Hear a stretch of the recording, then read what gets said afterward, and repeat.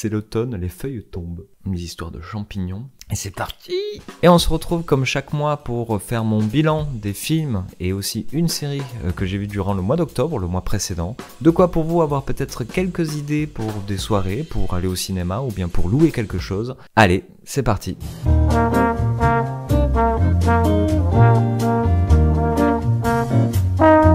Et premier film dont je vais parler, c'est un film que j'ai vu en avant-première durant le mois d'octobre et qui est en ce moment en salle pour vous. C'est The Substance de Caroline Forja avec Demi Moore et Margaret Qualley. Film qui a eu le prix du scénario à Cannes et qui met en scène comment Demi Moore joue une actrice qui n'a plus du tout la gloire qu'elle a eue d'avant, c'est une actrice qui a eu un Oscar dans le film et qui est aujourd'hui présentatrice d'une émission d'aérobic, et le fait qu'elle devienne de plus en plus vieille fait que du coup elle se fait virer de cette émission-là. Vient à elle du coup la proposition d'un truc hyper moderne, fou, qui est de, entre guillemets, dédoubler sa personnalité dans un autre corps qui serait une meilleure version de soi-même. C'est très important de dire ça parce que c'est pas juste un rajeunissement, c'est vraiment une autre version de soi qui va être pondue littéralement par le personnage de Demi Moore.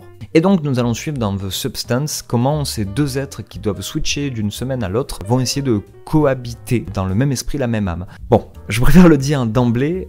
Pour ma part, je ne suis pas rentré dans la hype, c'est même plutôt un film qui m'a un petit peu énervé au final.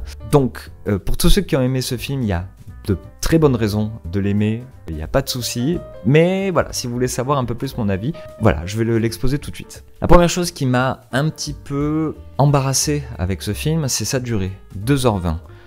2h20, c'est beaucoup pour un scénario qui, malgré qu'il ait eu le prix, est quand même assez bourrin. C'est-à-dire qu'il n'y a pratiquement que 4 personnages, en quelque sorte un petit peu principaux, en tout cas qui ont des dialogues sur 2h20.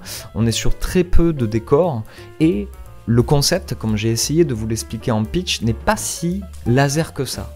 C'est pas un truc qui d'emblée on comprend et on s'amuse avec ce concept-là. Non, il dirait que pendant bien 45 minutes, on essaye de nous faire avaler le principe de gore, d'horreur qu'il y a dans ce film. Mais ce qui m'a le plus, en tout cas, embêté avec ce film, c'est qu'il m'a fallu 1 heure pour décrocher émotionnellement, tout simplement, de ces personnages. Même si en mise en scène, Caroline Forja, je parle vraiment en termes de réalisation technique, vraiment montre toute la panoplie qu'elle a. Il y a vraiment des plans, des idées de découpage, de montage qui sont quand même super intéressants et même assez prodigieux par moments, mais qui fait référence avec des gros clins d'œil à d'autres films passés qui sont pas forcément dans le domaine de l'horreur, parce qu'on pense autant à La Mouche que à Orange Mécanique ou même Fight Club. Je trouvais qu'il y avait un truc un peu Fincher parfois dans certains plans, certaines idées techniques mises en œuvre dans ce film. Mais du coup, elle en oublie un peu de développer son personnage principal, qui est donc cette actrice sur le déclin, qui a cette question sur le corps, sur sa représentation dans la société, dans ce qu'elle se dit d'elle-même, comment elle s'identifie. Je trouve qu'elle passe à côté complètement du sujet profond du film pour justement faire du gore, faire de la technicité. Et donc du coup, ça n'a pas fait l'effet escompté sur moi. C'est au bout d'1 heure, je commençais à compter les minutes, à me dire où va le film. Pourtant, il y a 2-3 scènes qui ont un potentiel émotionnel dedans, mais non. Donc du coup, je comprends la hype qu'il peut avoir autour de ce film parce que ça propose des images et des idées, on va dire, de gore qu'on ne voit presque plus aujourd'hui et qui ici sont quand même exécutés de façon, on va dire, flamboyante. Mais voilà, il y a cette idée un peu vieillotte, surannée, que le monde du spectacle est rempli de gens qui sont superficiels et que c'est un peu un enfer sur terre où il fait pas bon y vivre, que la gloire est quelque chose de dangereuse. J'ai trouvé que voilà, c'était un peu, ça a la subtilité d'un semi-remorque comme j'ai vu sur Twitter. Et donc du coup sur 2h20, voilà, comme je vous ai dit, moi ça m'a pas emballé du tout. Je suis désolé, c'est pas si fou. Thank you so much, everybody. I'll see you next week. And in the meantime, take care of yourself.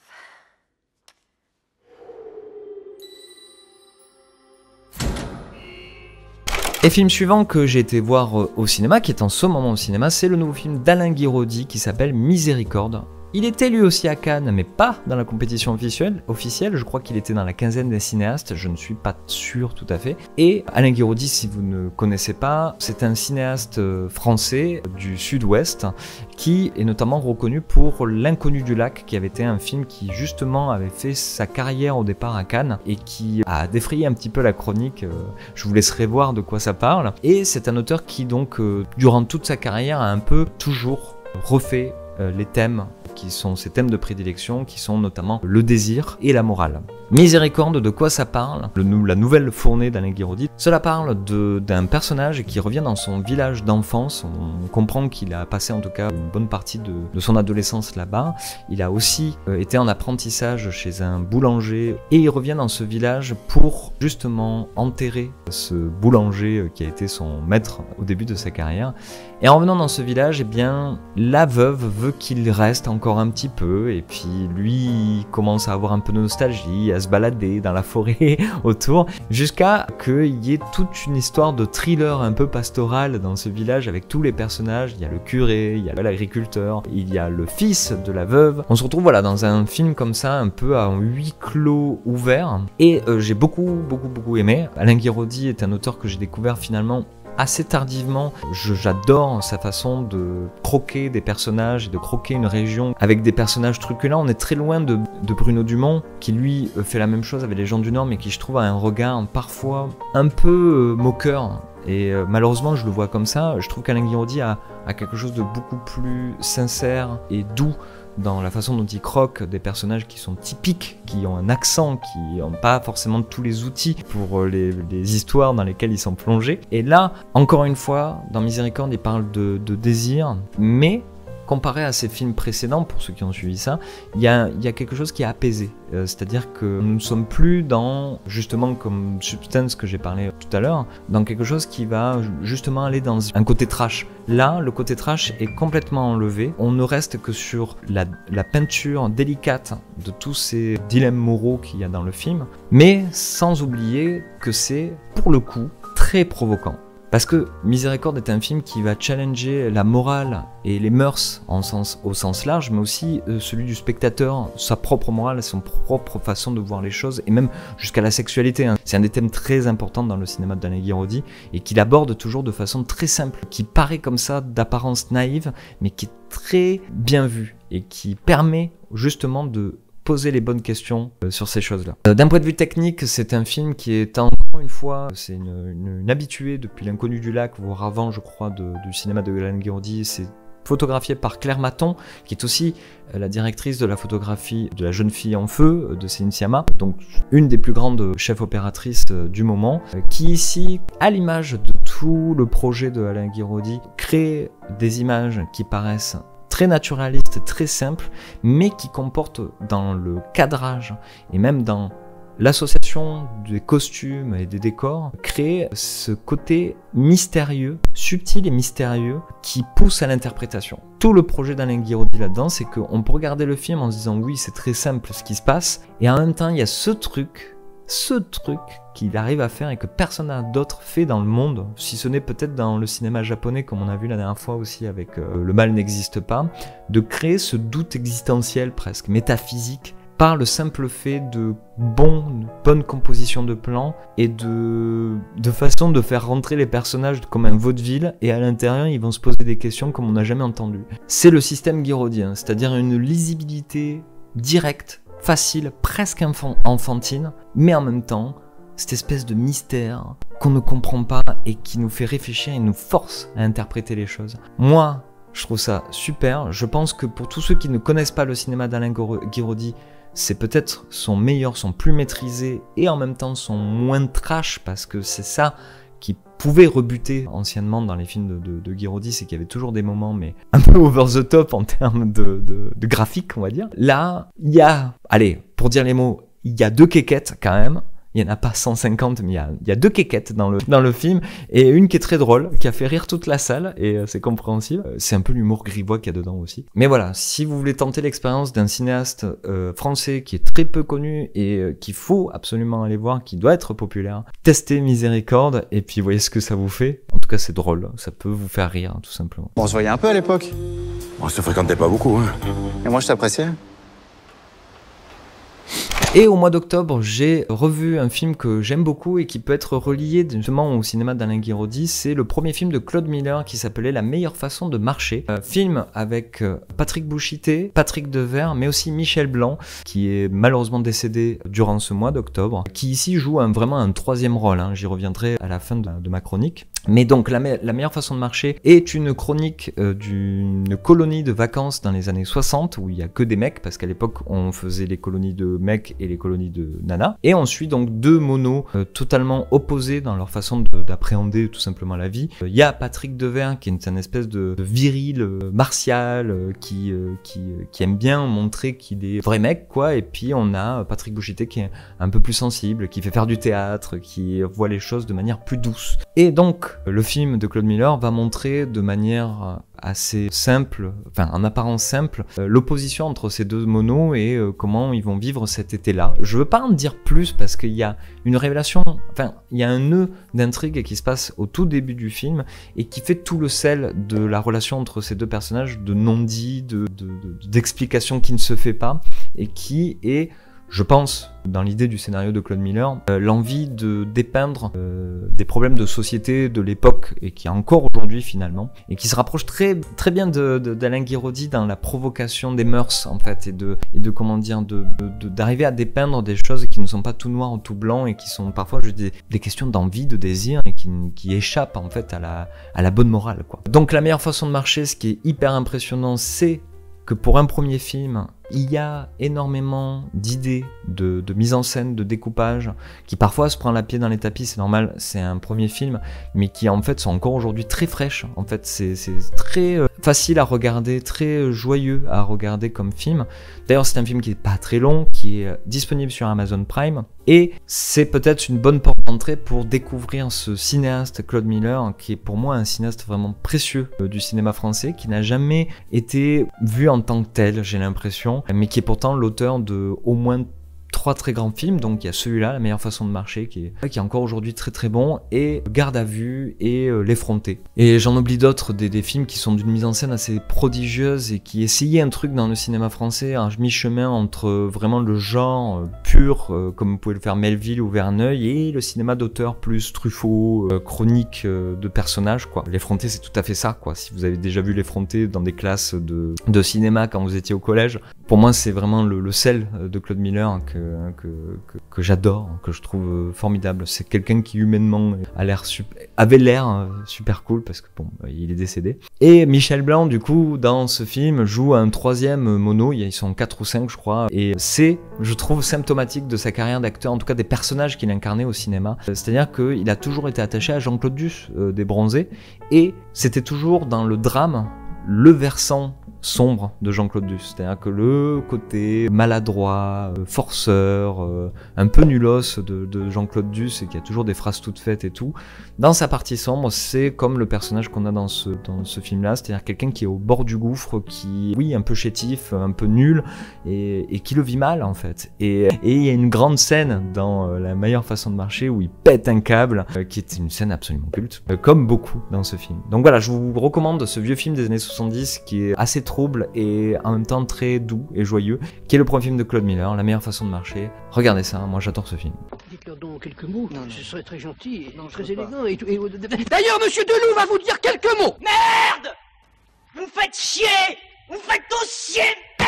Merde! Et une des sorties importantes qu'il y avait au mois d'octobre, c'était The Apprentice de Ali Abbasi, film sur la début de carrière de Donald Trump, c'est ce qu'on pense au départ, et puis finalement ça va un peu plus loin que je le pensais. Film qui donc a défrayé un petit peu la chronique, puisque le principal intéressé a voulu l'interdire apparemment, ce qui fait en fait un gros coup de pub pour que les gens se pressent d'aller le voir. Pour ma part, je suis toujours un peu mitigé sur ce film, puisque je n'arrive pas à comprendre quel est le propos qu'a voulu développer Ali Abbasi derrière. Ali Abbasi, finalement, j'ai vu tous ses films, j'ai pas vu son tout premier, je crois, parce que je croyais que son tout premier était Border, mais non, il y en a un avant. Et j'ai toujours un peu ce même sentiment devant ces films, de dire j'ai bien aimé le sujet qu'il a voulu aborder, mais je ne comprends pas clairement son propos. Je ne comprends pas clairement ce qu'il voulait en retirer dans le film concerné. Et dans le cas de The Apprentice, ce n'est qu'à la toute fin que j'ai compris un peu le projet de la réalisation et même du scénario de ce film.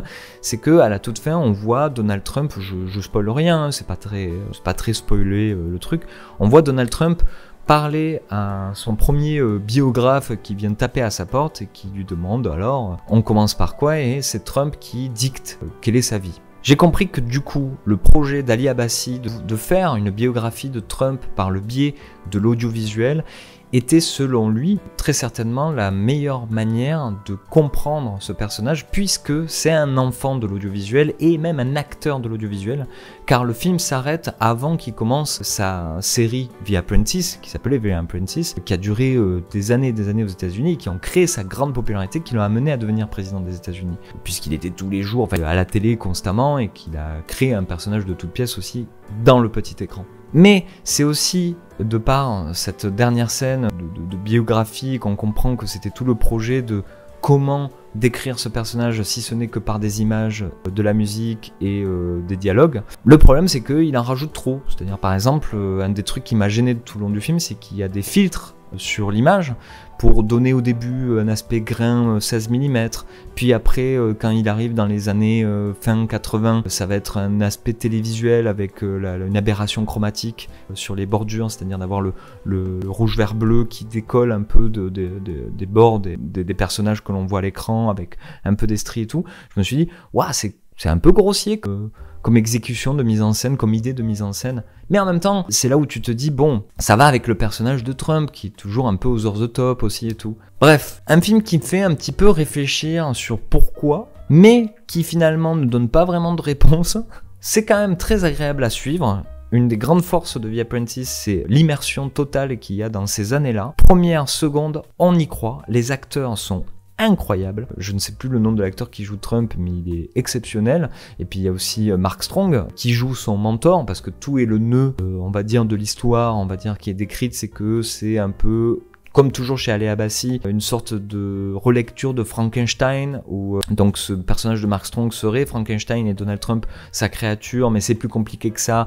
Mais il y a un truc où il va y avoir un échange de rôles et tout ça. Bon. Bref, c'est un peu cousu de fil blanc en vérité. Mais voilà, c'est peut-être un film intéressant quand on ne connaît pas du tout l'histoire de Trump, mais en même temps, il faut connaître l'histoire de Trump pour en comprendre les subtilités. C'est-à-dire que si on comprend pas qu'après il a fait de la télé, que avant l'histoire de son père aussi, qui est présent dans le film, mais qui n'est pas vraiment expliqué. C'est compliqué, je pense, de vraiment aborder l'aspect provoquant qu'il y a peut-être dans le film. On a l'impression de voir un sous-loup de Wall Street un peu minable, ce qui est peut-être la figure de Donald Trump, on va savoir, dans la réalité. Mais voilà, on n'est clairement pas avec Scorsese dans ce film. Il n'y a pas cette subtilité-là et ce truc qui te vient t'assommer sur le monde moderne, quoi. Non, on est dans un truc un peu, bon, presque voici gala, finalement. Et, voilà, il y a un petit « et » avec point d'interrogation un petit peu à la fin de ce film, ce qui est, ma foi, un peu dommage, parce que, comme tous les films d'Ali Abbasi, il y a vraiment un truc chez ce cinéaste. Il y a un truc. Il maîtrise quand même son médium, mais ça manque encore un peu de maturité. Comme si dans ce film, il y avait la peur de se le faire interdire, en fait, tout simplement. Hey! Congratulations! Fuck you! Et au mois d'octobre, j'ai découvert un film que j'avais raté encore une fois cette année, qui est City of Darkness de Soi Chang, film que je vous recommande vraiment, qui parle d'un clandestin qui était de Taïwan, je crois, qui par un imbroglio de plusieurs choses se retrouve à devoir se cacher dans un quartier très particulier de Hong Kong dont j'ai plus le nom et qui est quand même un des éléments principaux de ce film. C'est cette espèce de quartier qui était un bidonville qui s'est monté en vertical et qui a été complètement rasé depuis. Et on va suivre en fait un petit peu le rise and fall, mais pas vraiment, de ce personnage qui va petit à petit prendre une place dans cette société un peu barjot qu'il y a dans ce bidonville, avec un clan et des histoires de rivalité avec un autre clan d'un autre quartier, voilà quoi, l'espèce de triade particulière. avec une histoire du passé qui revient, enfin voilà, un truc assez très ample, puisque ce qui est la grande force de ce film-là, c'est qu'il est à mi-chemin entre un film testament d'un cinéma hongkongais qu'on ne fait plus, et qui est en même temps très divertissant, très fun. On passe vraiment un très bon moment devant ce film, alors que c'est testamentaire en quelque sorte. Si on passe un très bon moment, c'est qu'on s'y attend pas au départ du film, mais c'est un putain de film de kung-fu en fait. C'est-à-dire qu'il y a plein de bastons dans le film qui sont over the top, très bien chorégraphiés, avec des éléments de mise en scène, de chorégraphie aussi, de caméra, qui sont comme on fait plus, qui sont très inventives et très percutantes et très drôles même parfois. Et on suit aussi toute cette histoire qui a une espèce d'ampleur mythologique, puisque les personnages, dès qu'ils commencent à se battre, ont tout d'un coup des pouvoirs qui viennent de on ne sait d'où, grâce au bouddhisme, grâce à des ancêtres fous, grâce à une potion magique. Et les éléments dramatiques sont faits avec des flashbacks de trucs anciens qui ressurgissent, et des histoires de famille, d'enfants abandonnés, de trucs. Tout ce qu'on aime en fait dans ce cinéma qui était, voilà, à l'époque, dans les années 80-90, qui ne regardait pas en arrière, qui allait vers l'avant, quitte à ce que ça soit parfois un peu bancal, un peu juste fou quoi. Et là où je disais que ce film est très ample, c'est qu'il a des décors absolument incroyables, pareil, fait en dur, on le voit, ils sont là et on peut sentir la texture. C'est vraiment un personnage à part entière qui est très très bien filmé, très bien mis en valeur, au point où d'ailleurs il sert de fond au générique de fin, ce qui est pour moi une idée, je trouve toujours très bienvenue. Je sais que récemment je l'ai vu dans un film qui est sorti, je trouve ça super de montrer les éléments de décor, comme pour faire un petit clin d'œil à tous ces artisans en fait qui permettent d'avoir un film immersif auquel on y croit. C'est parce que tu as tous ces gens, des décors, des accessoires, des costumes. Et voilà, donc City of Darkness, je vous le recommande chaudement. Il est un peu ce qu'était Mon nom est personne au western italien, c'est-à-dire cette espèce de film qui est testamentaire, qui sait que il est l'un des derniers, mais qui n'en oublie pas d'être très divertissant et drôle et amusant. Voilà, on s'amuse vraiment devant ce film.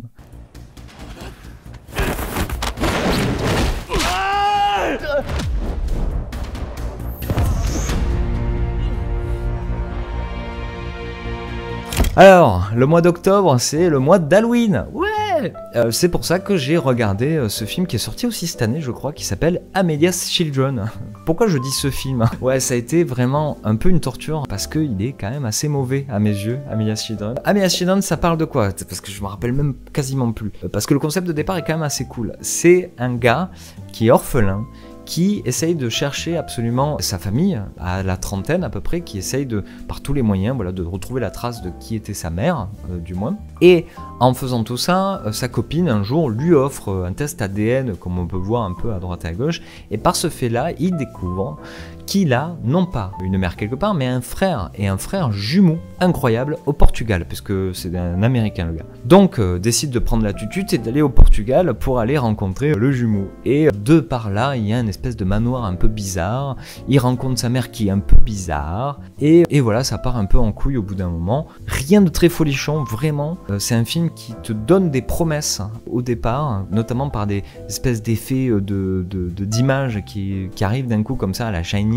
qui sont un peu perturbantes et tout, où on se dit waouh putain ça va partir vraiment en vrille à un moment et être dans l'horreur absolue. Non, c'est très décevant, c'est même plutôt gênant parfois, parce que Amelia's Children est en fait un film Z qui essaie de cacher la misère en se croyant un peu elevated, quoi. C'est-à-dire que le film est quand même très pauvre, que ce soit en mise en scène, que ce soit en jeu d'acteur, qu'est-ce qu'ils jouent comme des patates tous, et même dans les thèmes qu'il essaie d'aborder. C'est-à-dire qu'en termes de doppelganger, de j'ai un jumeau maléfique et tout ça, nada. Dans le côté vieille sorcière qui est sa mère et tout ça, relation mère-fils chelou et tout, c'est vraiment mais soft à un point. Mais il y a aussi ce côté de ils vont au Portugal, le réalisateur est portugais aussi, et tu ne comprends rien de ce pays. Est-ce que c'est un folklore, est-ce que c'est du folk horror ou pas? Non, jamais le metteur en scène ou le scénariste n'utilise tout ce qu'il a là devant lui pour faire un truc qui serait cool.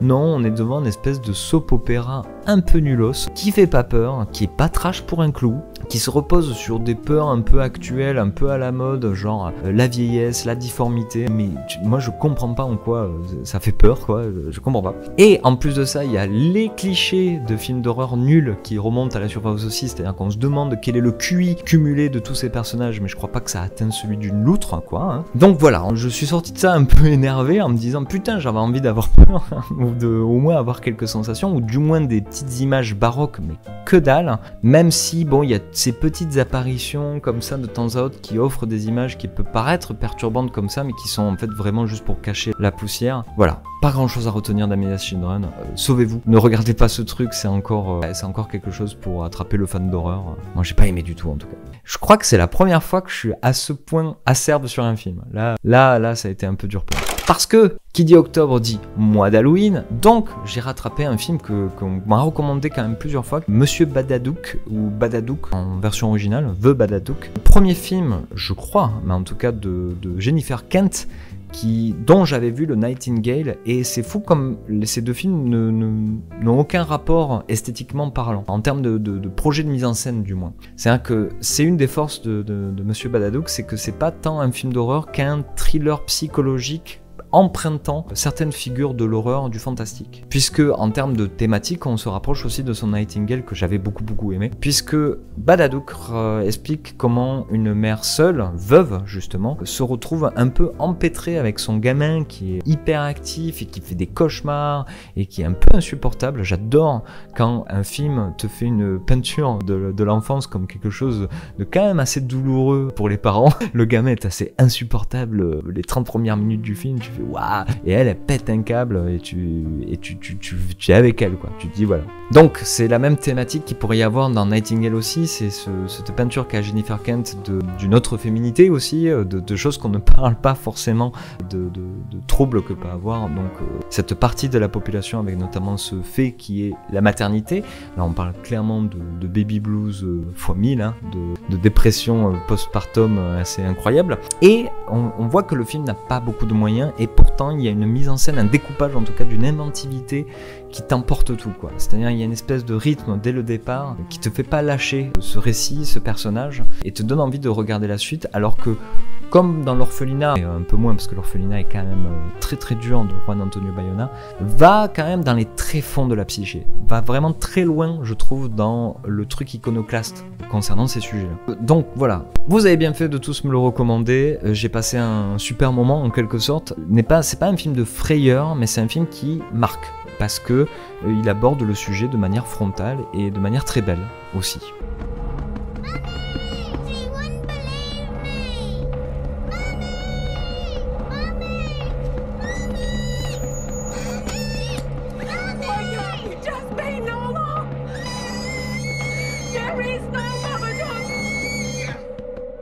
Film que j'ai rattrapé aussi pendant le mois d'octobre, dont j'avais entendu des bons retours aussi, c'est Leave No Trace de Debra Granik, sorti en 2018, qui est un film où on voit pour la première fois cette actrice qu'il y a dans Last Night in Soho, j'ai plus son nom. Ah oui, Thomasine Mackenzie. Quelle star cette Thomasine Mackenzie, qui je crois que c'est son premier rôle bien connu, je crois, au cinéma, et qui est absolument bluffante, puisque on suit Ben Foster, qui est cet acteur, ce très grand acteur qui ne fait que des petits films, qui n'a pas encore la renommée escomptée, alors que c'est un excellent acteur. Ben Foster et Thomasine Mackenzie, qui sont donc le père et sa fille, qui vivent tous les deux dans la forêt aux alentours de l'Oregon, qui ont leur petite vie. Alors on croit au début qu'il est une sorte de survivaliste, mais en fait non, on comprend assez rapidement que c'est un vétéran de la guerre en Irak éventuellement, qui, n'ayant plus rien, ne serait-ce que sa rente un peu de vétéran, a décidé, pour son bien-être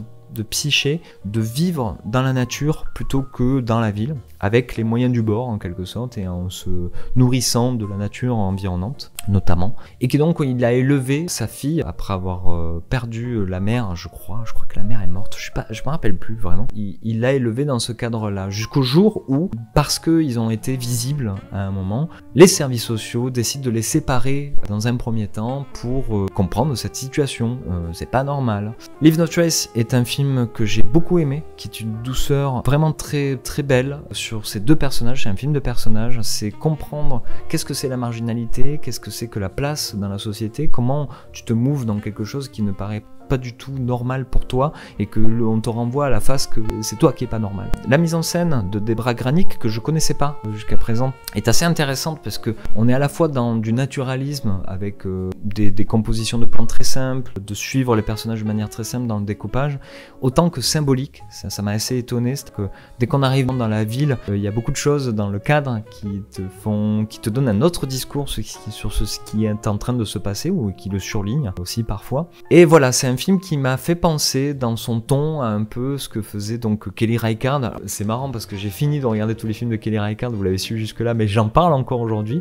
Il y a l'Oregon, Again, et il y a ce récit qui parle de communauté, de personnes un peu à la marge et qu'on essaye de comprendre et qui a quelque chose qui est autre part que le plan social des villes. On est dans un plan plus spirituel, plus humain entre ces deux personnages. Ça m'a fait penser aussi à Captain Fantastic qu'il faudrait que je revoie parce que j'en ai un vague souvenir et j'aimerais bien le revoir. Mais il y a cette peinture aussi de la marginalité comme non pas un truc tout noir tout blanc mais qui essaye de le montrer de la plus belle des façons. Le seul point négatif que j'ai avec ce film, c'est sa fin, que j'ai trouvé un poil cheesy, un poil à l'américaine, drame, tout ça, qui n'a du coup pas le côté très indépendant de Kelly Reichardt, qui se permet de faire un final avec aucun dialogue, et puis on te laisse comme ça sur le carreau avec toutes les émotions et tout. Là, non, t'as quand même une espèce de confrontation au final où les gens se disent des mots. Et moi, ça m'a coupé un peu dans l'émotion, je me suis retrouvé un peu dans des clichés de dramaturgie qu'elle aurait pu éviter, parce que le film est très fort, les acteurs sont très forts. Leave No Trace, je vous le recommande, c'est sur Mubi, je sais pas s'il est encore sur Mubi d'ailleurs, mais en tout cas ça a été un super film, à voir. It's not a drill.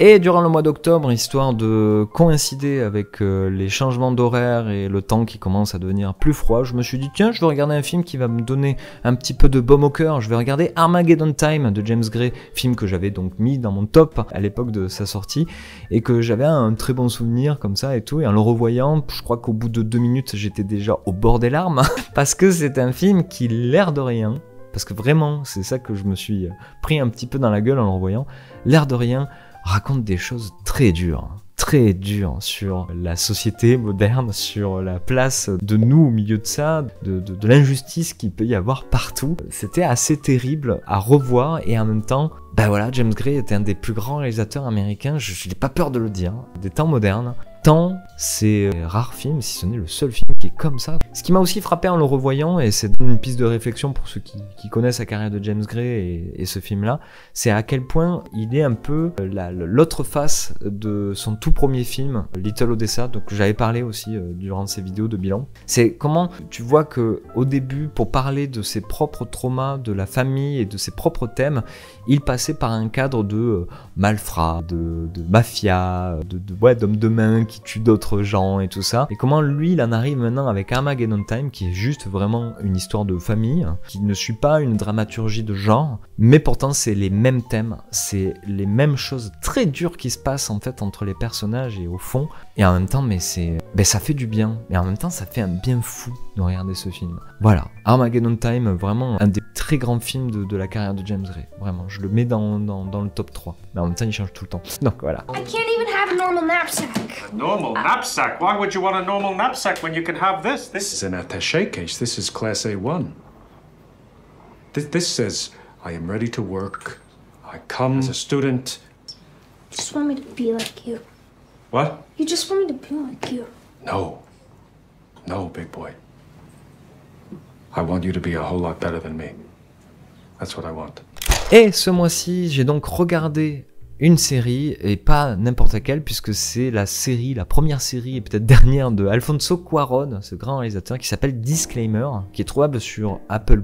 Série de 7 épisodes, donc mini-série, qui part d'une adaptation d'un roman que je ne connaissais pas du tout, et qui parle de comment, du jour au lendemain, une journaliste voit un élément de sa vie privée qui est dans le passé, mis en pâture dans un roman fictif qui commence à avoir son petit succès et qui, elle sait que c'est un truc qu'elle a fait auparavant et dont elle n'est pas du tout fière puisqu'il concerne la mort d'un jeune garçon de 18 ans dont elle serait une des causes. Et cette série est très, peut-être pour les nerds en quelque sorte, puisqu'il y a quelque chose de très gratifiant dans l'enchevêtrement, le bordel au départ, et puis en fait ça devient limpide après de la narration. C'est-à-dire qu'on se retrouve avec plusieurs voix off. On a la voix off donc de cette journaliste, on a la voix off d'une défunte aussi qui a écrit ce bouquin, mais qui finalement a été édité par son mari, veuf. C'est un bordel, mais c'est très gratifiant en tant que spectateur parce que du coup, on est en train de regarder l'histoire racontée selon la personne qui fait la voix off.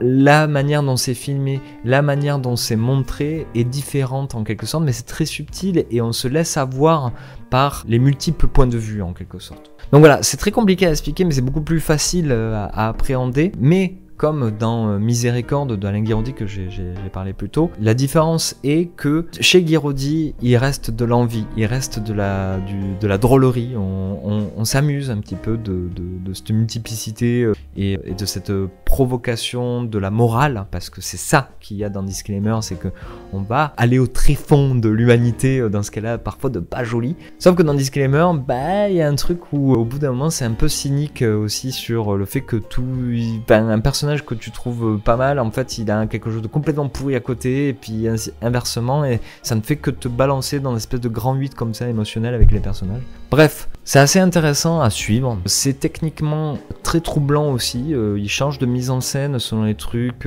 selon les passages, selon les périodes aussi de temps, parce que en plus de la multiple voix off, il y a un aller-retour entre le passé, le présent, le futur, qui est assez démentiel aussi en termes scénaristiques. C'est toujours prodigieux comme tout ce que peut faire Alfonso Cuarón, mais là, je pense que c'est pas tout à fait pour tout le monde. Moi, je prends un plaisir devant, mais je peux comprendre que ça soit un peu complexe à appréhender a priori, bien que, oui, c'est prodigieux. Il y a quelque chose de prodigieux là-dedans. Donc, pour les fans hardcore de Alfonso Cuarón, c'est à ne manquer sous aucun prétexte, bien évidemment.